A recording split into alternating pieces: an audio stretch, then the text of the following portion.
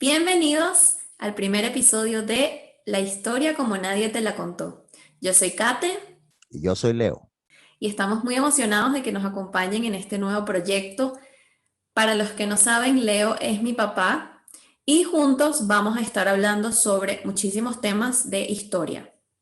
Para ponerlos en contexto, mi papá sabe demasiado de historia. Ustedes no se imaginan todo lo que sabe. Y a mí siempre me ha encantado escuchar cómo él la cuenta, porque él la cuenta de una forma muy ligera, no es difícil, no la complica y es súper interesante escucharlo. Entonces, bueno, a mí se me ocurrió, ¿por qué no compartirlo con un público? Así que bueno, lo convencí de que nos acompañara y estamos muy contentos de estar empezando con este primer capítulo.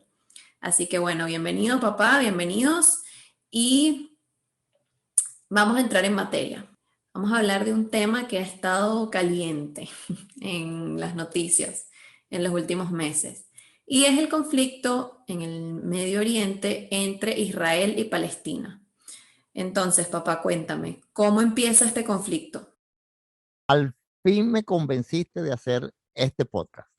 De verdad que me costó mucho, tengo muchas ocupaciones y muchas cosas y Kate siempre estaba detrás de mí, vamos a hacerlo y bueno, lo lograste. Y ya estoy aquí y bueno, y vamos a hacerlo lo mejor posible. Ok, fíjate, el origen viene si nos remontamos a la Biblia, donde, bueno, todo este capítulo de Moisés y los patriarcas, los profetas, todas esas cosas de la Biblia que no es lo que vamos a tocar aquí. Sin embargo, ahí se maneja el origen del pueblo judío en Palestina. A su vez, en la misma Palestina, los palestinos de hoy reclaman, o los palestinos de siempre han reclamado que ellos son herederos de los filisteos, que eran los habitantes de Palestina en esa época. Entonces, ambos tienen un origen ancestral en esa tierra. Vamos a dar un salto en el tiempo y vamos a llegar a finales del siglo XIX. Este es donde parte todo este conflicto. Básicamente, el antisemitismo siempre existió. Desde la muerte de Cristo en la cruz, entonces existió. En las cruzadas había antisemitismo, se mataban los judíos, todo eso ocurrió. Sin embargo, la exacerbación de los llamados pogroms, que en ruso significa devastación, comenzaron cuando fue asesinado el zar Alejandro II. Cuando él muere, la Iglesia Ortodoxa rusa comienza a alentar a la ciudadanía para que maten a los judíos. Comienzan entonces unas matanzas que se llamaron pogroms. Y el pogrom es una muerte física más la confiscación de los bienes y las quemas de todas las cosas materiales que puedan tener. Esto ocurría en Rusia y ocurría en otros lugares de Europa, Polonia, en todos esos sitios había un sentimiento antisemita que era alentado por la iglesia. A finales de ese siglo, un periodista austrohúngaro llamado Teodoro Herzl, de origen judío, se dirige a Francia para actuar como testigo en un juicio contra un capitán del ejército francés que había sido acusado de espionaje. Hubo una guerra, la guerra franco-prusiana, que los franceses sufrieron una derrota terrible, llevó entonces a que este capitán se le acusara de traidor y de que había pasado información al ejército germano. Entonces, el capitán se llamaba Alfred Dreyfus y era judío. Entonces, el juicio tomó tintes de antisemitismo inmediatamente, fue acusado sin pruebas, fue degradado públicamente. El pobre hombre, bueno, sufrió la ofensa de la degradación pública, que es algo terrible. Sin embargo, tiempo después fue rehabilitado Cuando el juicio se estaba celebrando, en las calles había multitudes gritando muerte a los judíos. Mm. Eso marcó terriblemente a Teodoro y, De verdad es el periodista. sí, y entonces lo llevó a retomar el tema del sionismo. El sionismo básicamente es una corriente de pensamiento de los judíos que los llevaba a pensar que su patria debía estar localizada en Palestina, que era de donde ellos se consideraban originarios. Teodoro escribió un libro llamado El Estado Judío. Ese libro se convirtió en, digamos, como en la punta de lanza de un movimiento para llevar a los judíos a Palestina. Teodoro se convenció de que era muy difícil derrotar el antisemitismo. Era imposible curarlo. Lo único que se podía hacer era eludirlo. Y la única manera de eludirlo era tener una patria donde ellos pudieran ejercer su religión sin ser perseguidos, que pudieran estar tranquilos, expresar todas sus ideas sin que los persiguieran y los mataran. Todo eso lo plasmó en el libro. El libro tuvo una gran resonancia y inclusive él trabajó muchísimo con el Kaiser Guillermo II de Alemania, intentando que se lograra digamos que el Estado judío. Sin embargo, en el año 1904, Theodor Herzl murió, no pudo ver su obra completada. Qué interesante historia, nunca la había escuchado. Ese es el origen del conflicto. Allí, con razón, o sea, si me están matando, si en todas partes me matan, me persiguen, ¿qué es lo que yo quiero? Yo me voy a un sitio a donde no me maten. Entonces todo eso comienza a ocurrir y con los pobres comienza la gente a emigrar. La mayoría se va a Estados Unidos. Es el sitio, digamos, número uno a donde los judíos emigran. Y otros van hacia Palestina. Comienzan esas emigraciones y estalla la Primera Guerra Mundial. En esa época vivían los judíos con los palestinos, digamos, tenían cierta forma de vida que era aceptable, o sea, había una convivencia aceptable.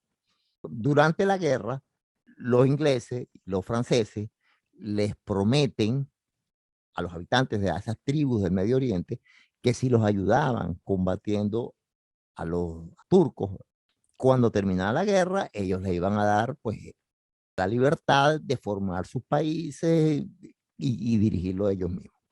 Todo eso se lo prometieron. Se cumplió, trabajaron, hicieron las guerrillas, hostigaron, pero finalmente termina la guerra en el año 18 y los ingleses quedan con una cosa que llamaron mandato. El mandato les daba la potestad de administrar Palestina. Los franceses se quedaron con otra zona, pero a ellos les tocó Palestina. Y ahí estaban. Entonces, durante la guerra y en los años sucesivos comenzó la inmigración hebrea en un número, digamos, creciente y creciente y creciente. Entonces, los habitantes digamos, los palestinos comenzaron a alarmarse. Bueno, del poquito que eran, ahora son un montón. Y pronto van a tener control de todo. Y de hecho empezaron a comprar tierra desde esa época. Empezaron a comprar tierra a los ingleses, dan el dinero y esta tierra es mía, ¿no? Y entonces, y comenzaron los asentamientos de colonos, los kibbutz y todas esas cosas desde esa época. Pasan los 2 años, hay disturbios, hay revueltas de palestinos, que es lo que está pasando. Esta gente está aquí avanzando y no había manera. Entonces reclamaban también, bueno, pues si tú me prometiste a mí que cuando terminara la guerra me ibas a dar la libertad y toda esta tierra.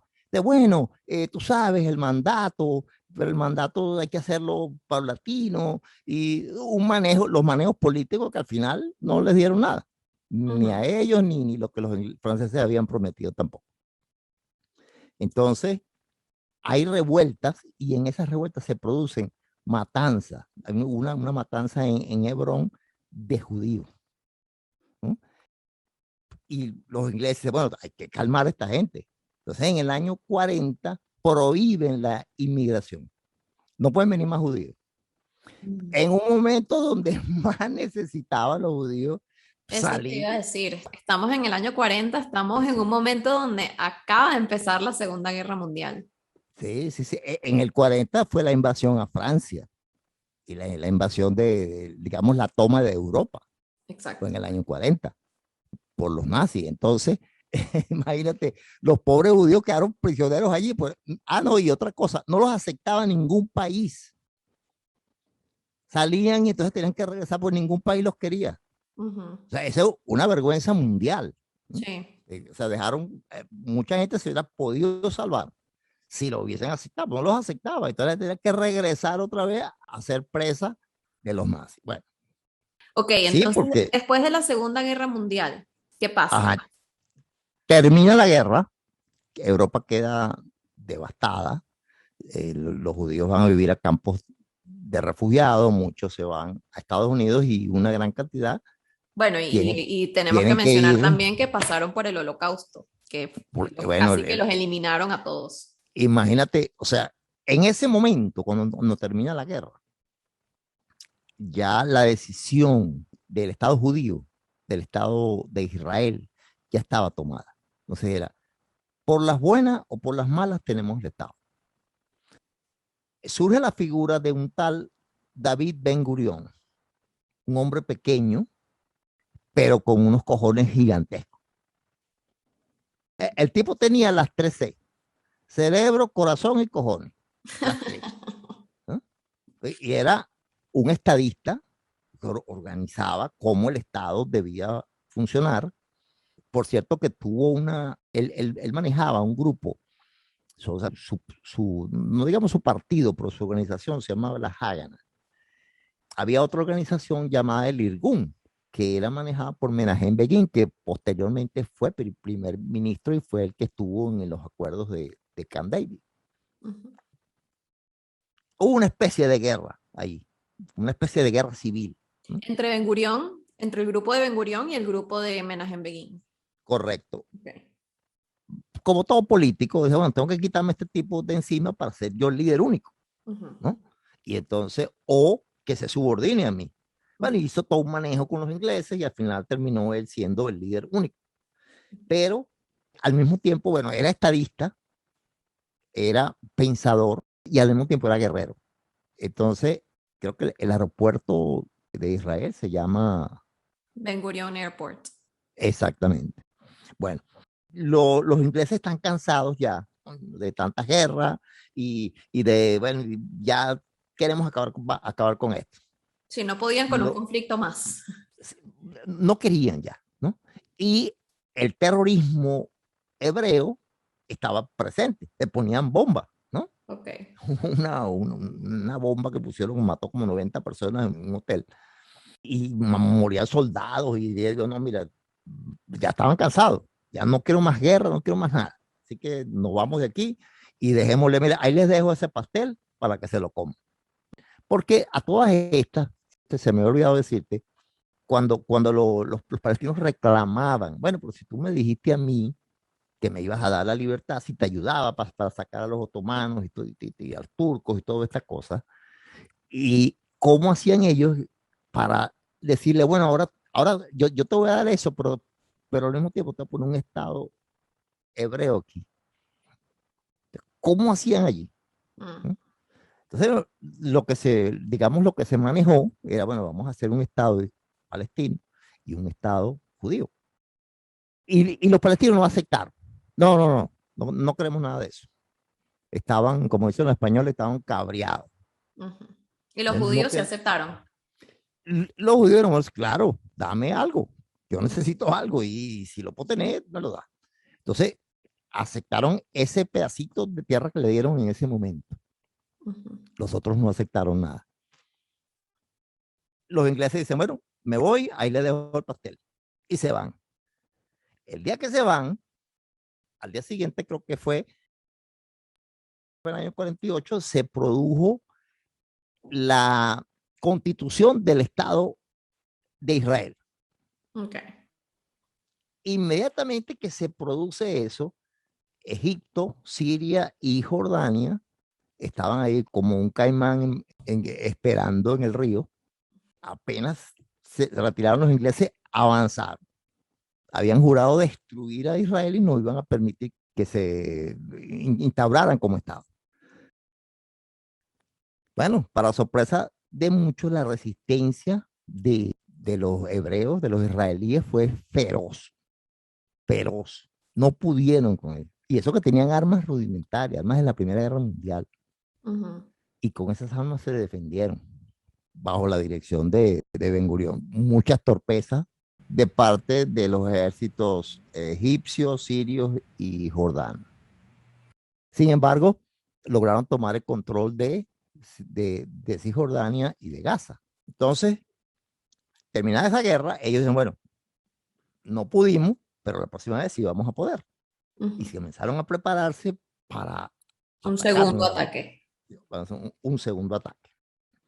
No contaban con una otra mujer que también tenía unos cojones inmensos, que por cierto, una vez Ben Gurión dijo, el único hombre que tengo en el gabinete se llama Golda Meir. Así lo dijo. Era una mujer, pero extremadamente fuerte, un carácter, que ella fue primer ministro posteriormente. Golda Meir se dedicó a viajar, sobre todo a Estados Unidos, donde habían huido la mayoría de los judíos y habían hecho fortuna, y recolectó muchísimo dinero para comprar armas, para defenderse del ataque que sabían era inminente. ¿Cuándo? No se sabía, pero de que venía, venía. La inteligencia israelí, que desde el principio comenzó a formarse, que era el Mossad, penetró los países árabes y tenía información de todos los preparativos, todo lo que estaban haciendo para atacar. Entonces, fueron preparando las armas para contrarrestar todo eso. Compraron todo tipo de armas, desde aviones, de todo, de tanques, sobre todo aviones y tanques. Mientras tanto, el presidente de Egipto, que era Gamal Abdel Nasser, decide presionar a los países europeos y cierra el canal de Suez. Y dice, de por aquí no pasa nadie, a menos que me ayuden a desalojar a los israelíes y todas esas cosas. El canal de Suez era el paso del petróleo. Entonces, era de una importancia vital que ese canal estuviera abierto. Los países, digamos, aliados en Europa, Francia e Inglaterra, dijeron que eso era inaceptable. Iban a atacar para liberar el canal. Y Ben Gurión, ni corto ni perezoso, se pegó allí. Se metió ahí. 3 contra 1. 3 contra 1. Y ahí se metió. Y bueno, total que finalmente Estados Unidos intervino y pidió un cese al fuego. Y digamos, con el poder que tenían y toda la ayuda que le estaba prestando a estos países después de la guerra, el plan Marshall y todas esas cosas, no les quedó más remedio que detener esa guerra. Sin embargo, Ben Gurión pues salió fortalecido de allí. De aquel paisito que comenzó ya había ganado espacio, ¿no? En el año 67, la inteligencia israelí dice, mira, hay un ataque inminente, está ahí en puerta. Entonces ubicaron toda la aviación que estaba preparada para el ataque y tenían todas las fuerzas terrestres que apoyarían ese ataque una vez que los aviones hicieran su trabajo. Entonces, Israel bombardeó en tierra a toda la fuerza aérea de Egipto, de Siria y de Jordania y los dejó viendo al cielo. Y no daban crédito. ¿Qué pasó? Acusaron que Israel había invadido, que Israel había atacado, pero realmente se sabía que eso todo estaba preparado. Los neutralizaron antes de que pudieran arrancar. Los neutralizaron. El ejército israelí contaba con un gran estratega, un gran general, un hombre con un solo ojo, llamado Moshe Dayan. Era un estudioso de las tácticas que los nazis o el ejército alemán había aplicado en la invasión de Europa, sobre todo en el año 1940, cuando invadieron Francia, Bélgica, los Países Bajos. Se lo hicieron basados en la guerra relámpago, que consistía en enviar unidades motorizadas, tanques y todo tipo de elementos de motor, y avanzaban rápidamente, dejaban atrás bolsas de soldados de los ejércitos franceses y belgas y holandeses, los dejaban atrás y después los capturaban cuando quedaban prisioneros en esos círculos. Esa era una estrategia que se dieron a conocer allí y sorprendieron a todo el mundo. Eso lo hizo Moshe Dayan en el año 67. Y en pocos días todo un gran ejército quedó inoperativo. Y en 6 días tomaron las alturas del Golán, tomaron el Sinaí, tomaron El West Bank. Cisjordania, el West Bank, la Franja de Gaza, todo, una cantidad de cosas. Ganaron un terreno como loco. Entonces, en el año 64 se había formado la Organización para la Liberación de Palestina. Estaba dirigida por un joven Yasser Arafat. Eran los que iban a tener el gobierno, el control del gobierno de Palestina una vez se derrotara a los israelíes en la guerra que se estaba preparando. En la guerra de los 6 días. La derrota del 67 lleva a Arafat al exilio y se van al Líbano. Okay. Y, o sea, se van al Líbano y Cisjordania. Y comenzaron a atacar a Israel desde bases en Jordania. Y el rey Hussein de Jordania, que estaba allí en esa época, era, digamos, si se quiere, pro-occidental. No iba a permitir eso y atacó a los palestinos. Eso se llamó Septiembre Negro. El Septiembre Negro se convierte, o sea, digamos, hubo una guerra allí, pero en septiembre hubo un desastre, mataron una cantidad de palestinos y lo llamaron Septiembre Negro. Y ese nombre lo toma la organización extremista de Al-Fatah. Y Al-Fatah era el brazo de la Organización para la Liberación de Palestina, el brazo armado. Entonces, con Septiembre Negro comienzan una ola de atentados dirigidos contra Israel, pero fuera del territorio. Entonces atacaron en las Olimpiadas de Múnich y masacraron a 11 atletas israelíes, secuestraron un avión en el aeropuerto de Lodz y entonces lo llevaron a Uganda, en Entebbe. Esa historia es increíble.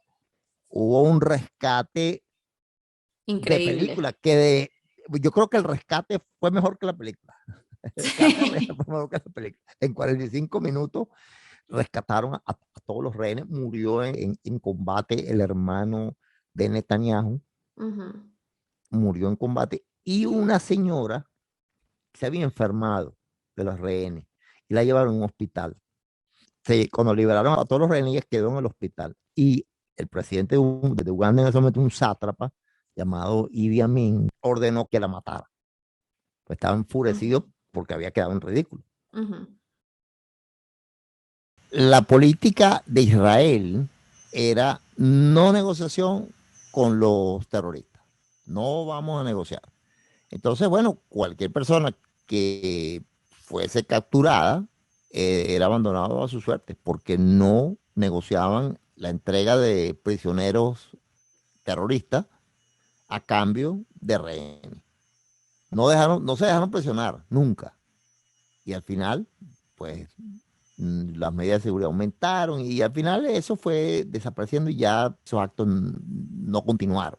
O sea, digamos, esos conflictos o esos ataques terroristas que intentaban amedrentar a Israel no lograron su cometido. Wow, o sea, si a ti te secuestraban, suerte. Y la gente sabía, o sea, si tú tomabas un avión y ese avión en cualquier parte del mundo era secuestrado por terroristas, generalmente cuando lo hacían separaban a los judíos de los otros pasajeros, dejaban a los otros pasajeros libres y los judíos permanecían. para entonces tratar de negociar con ellos. Bueno, cuando eso ocurría, Sorry. quedaba a la voluntad de los terroristas. Sorry, pero no puedo hacer nada. Wow, interesante. Y les dio resultado porque después, cuando vieron que eso no funcionaba, dejaron el terrorismo de ese tipo. Más bien lo contrario, Israel se ha ido fortaleciendo cada vez más. Cada vez es un estado más fuerte y más sólido. Más fuerte, sí, sí. Entonces, pero tenía esas reglas, o sea, no negociamos con terroristas. Secuestraron una cantidad de aviones y bueno, mira, se morirán los rehenes, pero no podemos hacer nada. No vamos a negociar, no soltaban a nadie. Y el Mossad se encargaba de enviar agentes para que asesinaran sin fórmula de juicio a todos los que estuvieran involucrados en esos actos terroristas. Entonces entendieron que era difícil, porque esos no eran suicidas. Mientras estos actos terroristas ocurrían, los ejércitos de Egipto y Siria y Jordania se preparaban para una nueva guerra, que fue la última guerra entre ejércitos, que fue la guerra del Yom Kippur, que ocurrió en 1973. Esa fue una guerra que ni ganaron ni perdieron, ninguno de los dos. Duró menos de un mes, pero marcó el final de los enfrentamientos entre ejércitos, de batallas campales, ejército contra ejército. Eso se acabó allí. Ok, entonces han sido cuatro, por decirlo así, cuatro guerras o cuatro ataques hacia Israel, más numerosos ataques de terrorismo, y no han logrado hasta el día de hoy todavía eliminar al Estado de Israel. Se ha intentado, papá, firmar la paz, se ha intentado llegar a algún acuerdo, a pesar de que se llega al cese el fuego, pero luego vuelven a empezar. Se ha intentado llegar a la culminación de este conflicto. Sí, sí. El primero en reconocer al Estado de Israel fue Egipto. En el año 78 se logra el primer acuerdo. El presidente Carter estaba en Estados Unidos y llevó a Camp David, al presidente Sadat de Egipto y a Menachem Begin, el viejo conocido de El Irgun, que combatía contra Ben Gurión. Que en ese momento el En primer ministro ese, de Israel. en ese momento era primer ministro. Entonces hicieron los acuerdos y Egipto renunció a la guerra. E Israel se mostró dispuesta a devolver territorios.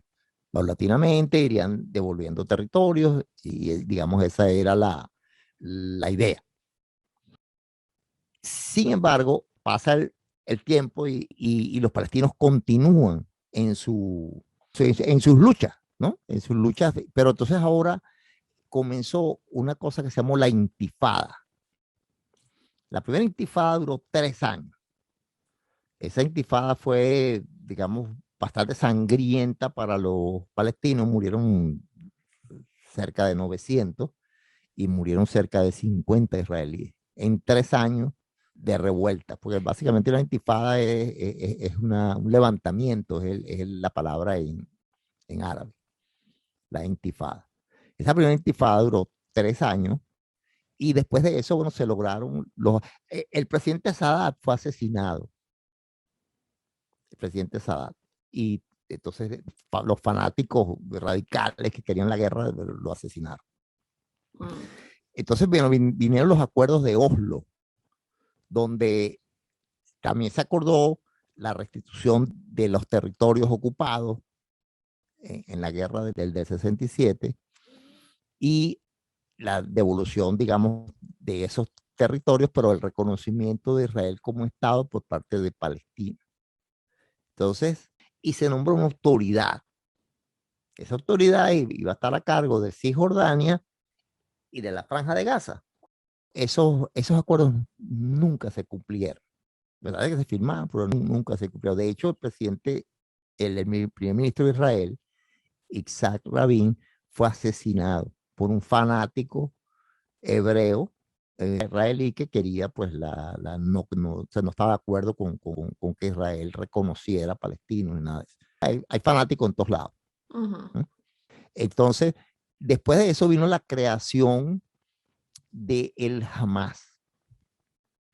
En la guerra, comentamos hace rato que cuando Arafat se va a Cisjordania y de ahí todo el rey Hussein les hace la guerra, ellos se trasladan al Líbano ujú, y desde el Líbano comienzan a atacar a, a Israel.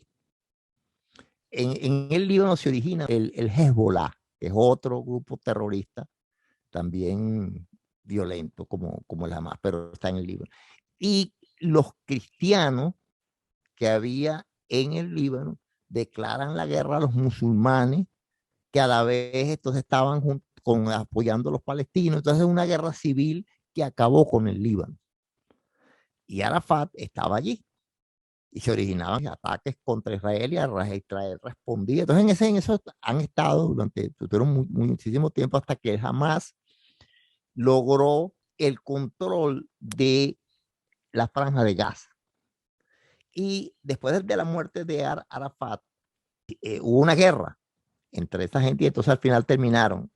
En Cisjordania terminó el grupo de Al-Fatah, que era el que respaldaba a Arafat, y él jamás quedó en la franja de Gaza. Estaban allí los dos, unos terroristas y los otros, digamos, ya habían renunciado al terrorismo. ujú. La gente que vive en Cisjordania, mal que bien, tienen servicios públicos, viven un poco mejor. Los que están bajo el Hamas viven muy mal, En porque Gaza. no llega nada. Bueno, en el año 2000 se intenta una nueva negociación en Camp David. El presidente Clinton se lleva al primer ministro de Israel y se lleva a Arafat. Y el no, no, no, no, no, no, a todo no. Fue la conferencia del no. Sí, No, no, no, fue no. no recognition, no Nada, negotiation, no peace. nada, no Los hubo nada. famosos tres no. Sí, exactamente. Entonces, después de eso, llega al poder en Israel Ariel Sharon. Ariel Sharon, como primer ministro, fue a Jerusalén a una mezquita y los árabes lo tomaron como un agravio y comenzó la segunda intifada. Mm, Ariel Sharon, cuando gana las elecciones, el primer ministro decide construir unos muros. Entonces, los muros rodean Cisjordania y rodean la franja de Gaza. Entonces quedaron aislados, ¿no? mm, Pero los de Cisjordania reciben provisiones y reciben ayuda, y aunque tienen control, o sea, tienen control en Cisjordania, un palestino no puede ir de un lugar a otro libremente. Hay que pasar por unos controles que manejan israelíes. mm, Pero viven. No viven tan bien, pero viven. ujú, En la franja de Gaza, como son terroristas y tienen las bases allí con las cuales atacan a Israel, son expertos en morteros. Y ujú. esos cohetes los envían y desde allí están atacando. Entonces utilizan a la población civil como escudos humanos. Montan las bases en edificios residenciales, de modo que si Israel bombardea, mueran de civiles. Realmente no les importa a la gente, ¿no? Ujú. Ahí puede verse fácilmente. Israel, por su parte, cuando va a bombardear, avisa, mira, voy a bombardear, salte de ahí. Ujú. Y Hay una frase célebre de Golda Meir que dice, la paz va a llegar el día que ellos quieran a sus niños más de lo que nos odian a nosotros. y eso es correcto, porque es que no les importa a El nadie odio hacia Israel es más que, grande que sus propios que, ciudadanos. que sus propios ciudadanos. Y los tienen en estado de ignorancia total, ¿no? Sobreviviendo de manera que lo puedan controlar. Entonces ahí se habla mucho de bloqueo. Bueno, es que lo tienen bloqueado, pero es que como Ujú. tú, si tú estás Claro, manejado por terroristas, ¿qué va a pasar por ahí?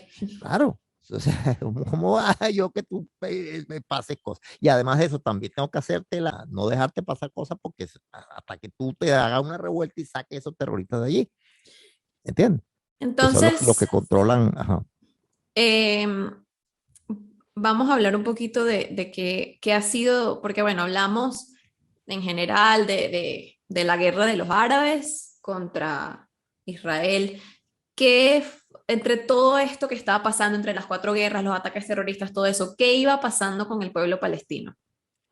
El pueblo palestino ha sido desplazado, estos han estado desplazados en el Líbano, han estado desplazados en Jordania, se mantienen prisioneros en la franja de Gaza, son rehenes del Hamas, están en Cisjordania. Esa es la vida de ellos. No han podido, no han tenido un liderazgo que quizás si ellos hubiesen aceptado el Estado palestino, todo sería distinto. Ujú. Porque en 70 años tiene la posibilidad De salir de adelante. salir adelante. Correcto. No importa si Ujú. tienes al lado un estado que tú no quieres, pero igual hubiese podido salir adelante. Y en este año, papá, cuando, bueno, retomaron todos los ataques y inició otra vez el conflicto, por así decirlo, tengo entendido que empezó por unos desalojos en Sheikh Jarrah, no sé si lo estoy diciendo correctamente, y un tema del mes de Ramadán. Sí, fíjate, el presidente Trump reconoció a Jerusalén como la capital de Israel.